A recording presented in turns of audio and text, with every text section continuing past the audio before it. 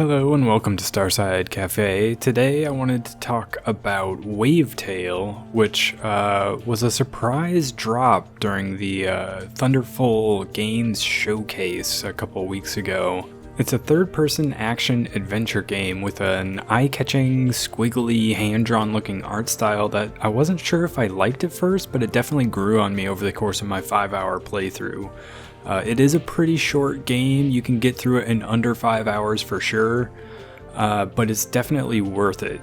You play a young girl named Sigrid living with her grandmother on an island until an event happens that leaves the world clouded and dark, and it's up to you to find a way to get rid of the new black fog of war, clouding your once sunshiny, idyllic archipelago world. The only problem is your grandmother's a little overly protective of you after losing your mother. You're not going close to the water, are you? Just to get the sparks. I wasn't... You know what can happen in those waters. There's a reason people don't go swimming, you know. More than a few feet down and... I know. However, it soon becomes clear that you're the only one who can do what must be done.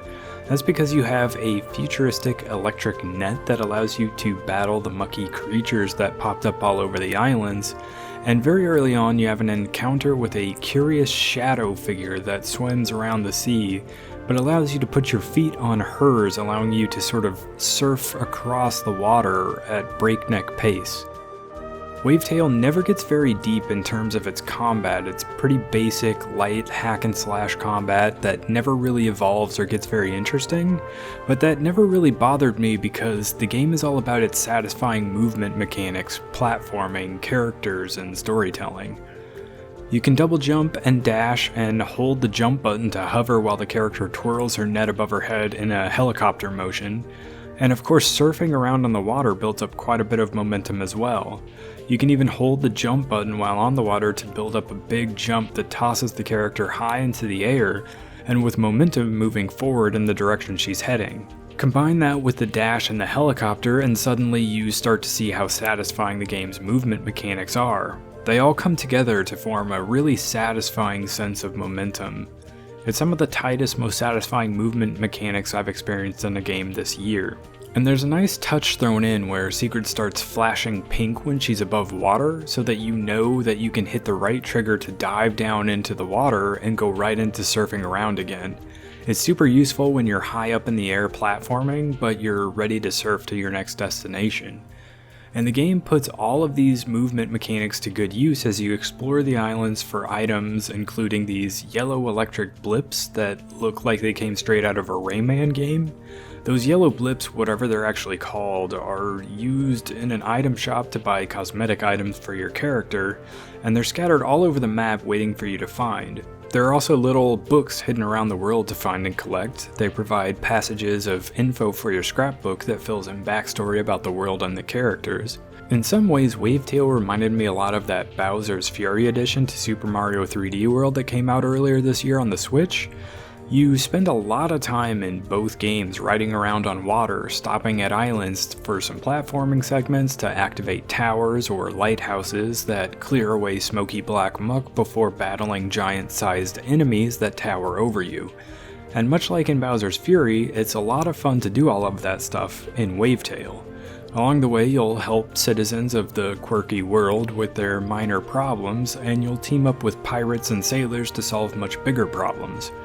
Surfing alongside ships while their occupants marvel at your ability to move across water, and often faster than the ships themselves, makes you feel quite a lot like a superhero, and you end up being the only one capable of fighting back against the dark goop spreading throughout the area.